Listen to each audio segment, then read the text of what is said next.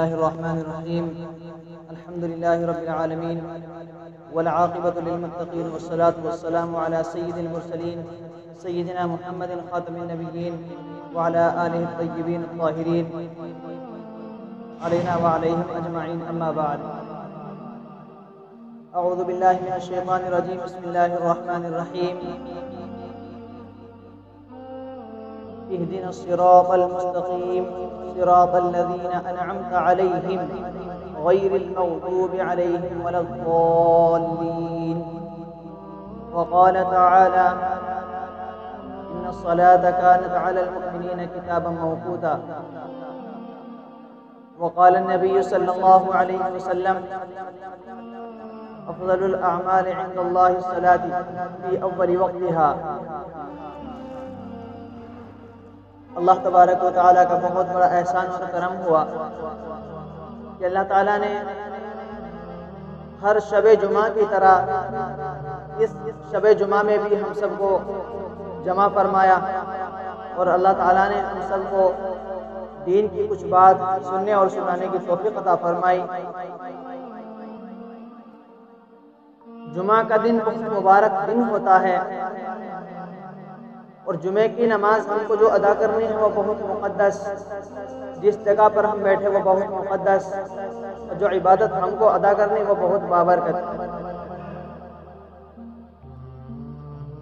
میرے بھائیو، ہم سب نماز پڑھتے ہیں، چاہے وہ سنتیں پڑھیں، فرض نماز پڑھیں، نفل نماز پڑھیں، تو سورہ فاتحہ تو پڑھنی ہی پڑے گی.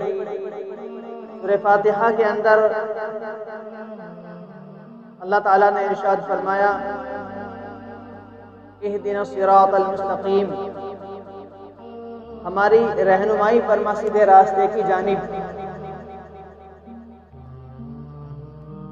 تو جب ہم نماز پڑھیں اور نماز میں ہم یہ آیت پڑھتے ہیں تو ہمیں یہ خیال اور ہمارے ذہن میں یہ دھیان آنا چاہیے کہ ہم جو نماز پڑھ رہے ہیں کہ اس میں ریا نہ ہو، دکھلاوا نہ ہو. اور پھر اللہ سے دعا بھی ہے کہ اللہ ہماری سیدھے راستے کی جانب ہدایت فرما. سیدھے راستے سے مراد ایک تو یہ ہے کہ گمراہی کا راستہ، ایک ہے نور و ہدایت کا راستہ. یعنی کہ ظلمات، قرآن پاک میں بہت سی جگہ ظلمات یعنی کہ جمع کا لفظ آیا ہے، تاریکیاں، اندھیریاں، لیکن جہاں نور اور ہدایت کا لفظ ہے تو وہ واحد کا ہے، صرف واحد کا یعنی ایک.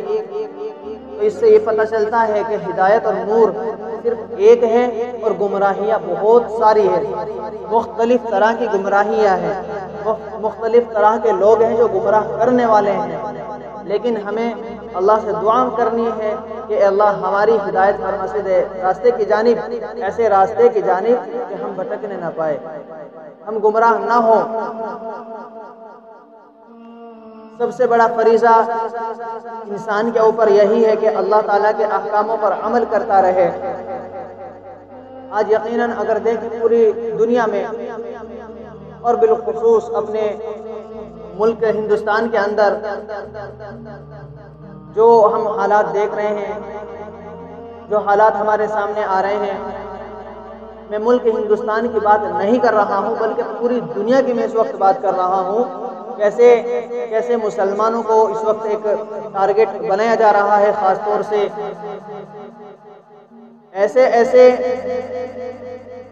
مسلمانوں کو تکلیف پہنچانے کے ایک نئے منصوبے تیار کیے جا رہے ہیں جس کا ہمیں تصور تک نہیں، اور ہم اپنے ذہن کے اندر تصور و خیال تک بھی نہیں پیدا کر سکتے.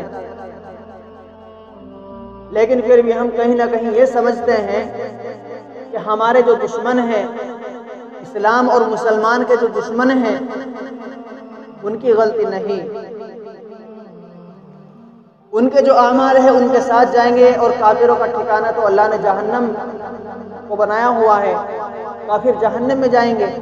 ایمان والے اور مسلمانوں کا ٹھکانہ اللہ نے جنت کو بنایا ہوا ہے، اور مسلمان اور ایمان والے تو جنت میں جائیں گے.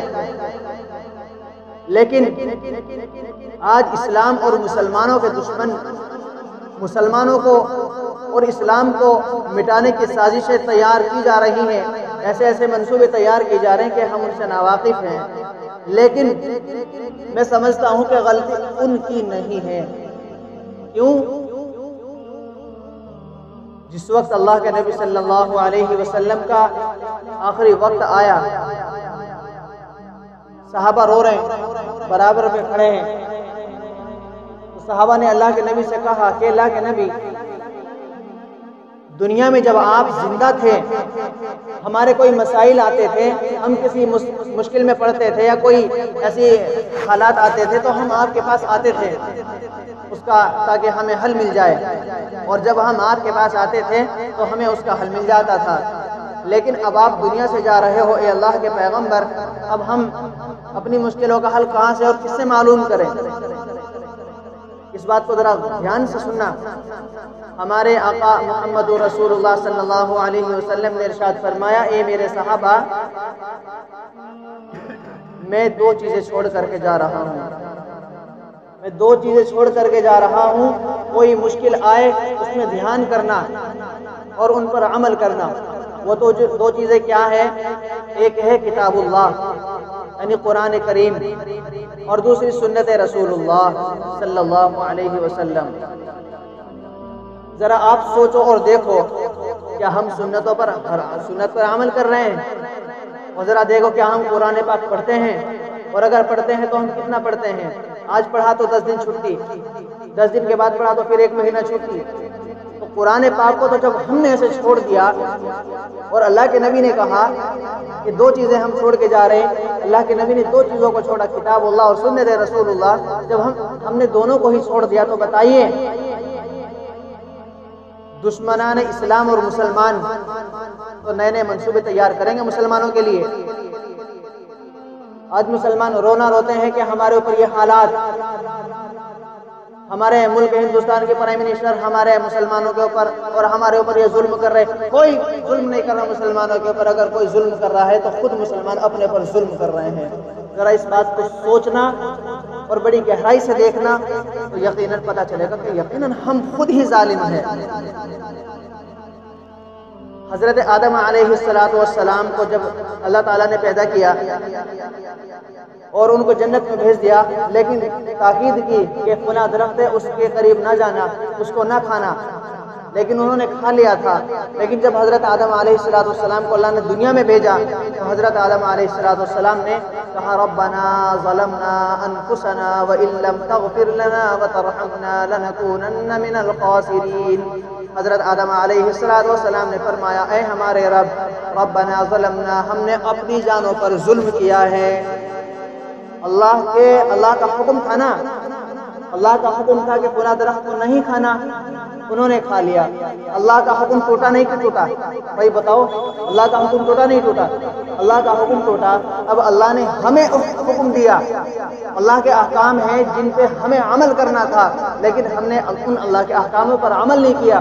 تو اب جیسے ہمارے اعمال ہیں، جیسے ہم اپنے اعمال کریں گے، ہمارے اعمال آسمان کے اوپر چڑھیں گے، اور جیسے ہمارے اعمال ہوں گے ویسے وہاں سے اعمال کی بدولت حالات زمین پہ اتریں گے۔ آج اگر ہمارے پر ظلم ہو رہا ہے، کوئی حکومت ہمارے پر ظلم کر رہی ہے، تو ہم دوسروں کو کیوں گالیاں دیتے ہیں؟ کیوں ہم کہتے ہیں کہ ہمارے ملک ہندوستان کے ہوم منسٹر ہیں امت شاہ، وہ بڑا ظلم کرا رہے، دلی میں بڑے دنگے کرائے، بہت ساری باتیں ہیں، لیکن ذرا اگر ہم اپنے گریبان بجھا کر کے دیکھیں تو پتہ چلے گا کہ غلطی تو وہ کیا ہے، وہ تو کافر ہیں، لیکن ہماری سب سے بڑی غلطی ہے کہ ہم نے اللہ کے احکام کو توڑ دیا، اللہ کے احکام کو ٹھکرا دیا، سنت رسول اللہ کو چھوڑ دیا۔ آج آپ دیکھیں پوری گویا کہ ایک ایسی رسم پوری دنیا کے اندر ہو گئی، اور بالخصوص ہمارے ملک ہندوستان کے اندر ایسی رسم پائی جاتی ہے جس کا کہیں سے کہیں تک نہ قرآن میں کوئی ثبوت ہے اور نہ حدیث پاک میں اس کا کوئی ثبوت ہے۔ آج مسلمان اپنے بیٹی کی یا اپنے بیٹے کی شادی کرتا ہے تو لڑکی والے سے جو کہ پہلے بات چیت ہوتی ہے، طے ہوتا ہے رشتہ، اس کے بعد یہ بات آگے چلتی ہے، تو بات طے کرتا ہے کہ بھائی، افسوس کی بات تو یہاں ہوتی ہے کہ وہ جاہل قسم کا انسان پہلے پوچھتا ہے بھائی کیا دو گے؟ مال کے حوث ہے نا، تو کیا دو گے بھائی؟ وہ کہتا ہے بھائی ہماری تو اتنی ہمت نہیں کہ ہم کچھ دے سکیں، لیکن اپنی ہمت کے مطابق ہم جہاں تک ہوگا ہم دیں گے۔ اب وہ بندہ کیا کرتا ہے بیچارہ، کچھ نہ کچھ کر کے ادھار سدھار اپنا قرض لے کر کے اپنی بیٹی کی شادی میں وہ لگاتا ہے، لیکن سامنے والا جو ہوتا ہے، جو لڑکے والے ہوتے ہیں، پھر وہ کیا کرتے ہیں، گھر بیٹی جاتی ہے اس بندے کی، وہ اس کو ستاتا ہے، پریشان کرتا ہے، گھر والوں سے وہ مانگنے کے لیے کہتا ہے کہ اور اپنے گھر فون کر پیسے، اور بہت ساری باتیں، کتنی خرافات ہیں، کیا گناہ وقت نہیں۔ لیکن میرے بھائی سب سے بڑی افسوس کی بات یہ ہے کہ آج مسلمان اتنا گئے گزرا ہو گیا، جہاں مسلمانوں کی مثال اچھائیوں میں دی جاتی تھی، آج مسلمانوں کی مثال برائیوں میں دی جاتی ہے۔ ایک چھوٹا سا واقعہ میں بتلا دوں، پھر بات ختم کرتا ہوں۔ ایک مسلمان کا کسی غیر مسلم سے کوئی تعلقات تھے، تو قرض ورض کا بھی کچھ مسئلہ تھا، تو ایک مسلمان کے 4 یا 5 ساڑھے 4 کتنے لاکھ روپے وہ اس غیر مسلم نے رکھ لیے۔ اس غیر مسلم نے کہا کہ بھائی اب یہ پیسے تمہارے دوں گا نہیں، اس نے رکھ لیے۔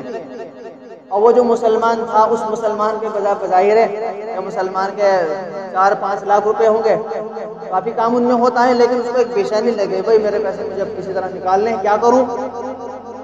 اب وہ مسلمان تھا، اس نے بہت اندر تک کی تفتیش و تحقیق کی، تو پتہ چلا کہ اس ہندو کا کوئی گرو ہے، آپ اس کے پاس جائیں۔ اب وہ مسلمان تھا، وہ اس ہندو پنڈت کے پاس گیا کسی مندر میں، اور اس کو جا کر کے بتلایا کہ آپ کا جو چیلا ہے، ایک کو کھلا جگہ کام کرتا ہے، ایسا ایسا ہے، تو وہ اس نے میرے پیسے دبا لیے، وہ دے ہی نہیں رہا۔ اس ہندو پنڈت نے کہا اچھا ایسی بات ہے، تو ایسا کرنا، میں آپ کو ایک پرچی پہ کچھ لکھ کر کے دوں گا، آپ کو اس کو بھی اس میں کھولنا نہیں، پڑھنا نہیں، صرف جا کر کے اس کو دے دینا، وہ فوراً آپ کا ٹوٹل حساب جتنا پچھلا تک کا بھی ہوگا سب حساب کر کے آپ کو آپ کا پیمنٹ وہ دے دے گا۔ اب وہ مسلمان اس پرچی کو لے کر کے اسی ہندو کے پاس آیا، اس غیر مسلم کے پاس آیا، اس نے وہ پرچی اس غیر مسلم کو تھما دی۔ اب اس نے جب کھولا اور کھول کر کے دیکھا تو اس کو بڑا حیرت ہوئی، تعجب ہوا، تو اپنے کمرے کے اندر وہ گیا، ایک ایک پائے کا اس کا حساب کیا اور اس کے سامنے رکھ دیا کہ بھائی آپ کا پیمنٹ یہ آپ لے جاؤ۔ ابھی جو مسلمان تھا، اب مسلمان تو چونکہ بہت سے اٹھی ہوتے ہیں نا بھائی، اب انہوں نے سوچا، اس مسلمان نے سوچا بھائی معاملہ کیا ہے، ایسا اس پرچی کے اندر تھا کیا؟ بھائی میں کئی سال سے بڑی کوشش میں لگا ہوا تھا کہ میرا پیسہ مجھے مل جائے، لیکن اس کے گرو نے ایسا کیا لکھا ہے کہ اس نے پڑھا، پورا مکمل حساب کر دیا ایک دم شروع سے آخر تک کا، بات کیا ہے؟ اب اس مسلمان نے اس غیر مسلم سے کہا کہ بھائی ذرا مجھے ایک بات بتائیے، آپ نے پرچی میں پڑھا کیا تھا؟ آپ کے جو گرو ہے، آپ کے استاد ہیں، انہوں نے ایسا لکھا کیا اس پرچی میں؟ اور وہ جو غیر مسلم تھا، اس غیر مسلم نے کہا کہ بھائی تمہیں اس سے کیا مطلب، تمہارا پیمنٹ تمہارا حساب تمہیں مل گیا نا، بس تم جاؤ۔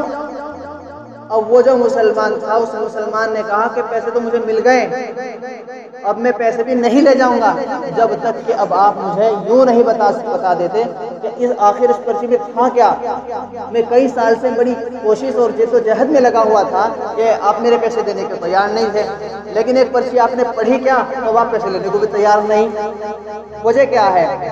تو وہ ہندو تھا، غیر مسلم تھا، اس نے کہا کہ اچھا آپ جاننا ہی چاہتے ہو، ٹھیک ہے۔ وہ پھر دوبارہ اندر گئے کسی کمرے میں، تو وہی پرچی اٹھا کر کے لائے اور کہا کہ میں بتاؤں گا نہیں اس میں کیا تھا، آپ خود پڑھ لو۔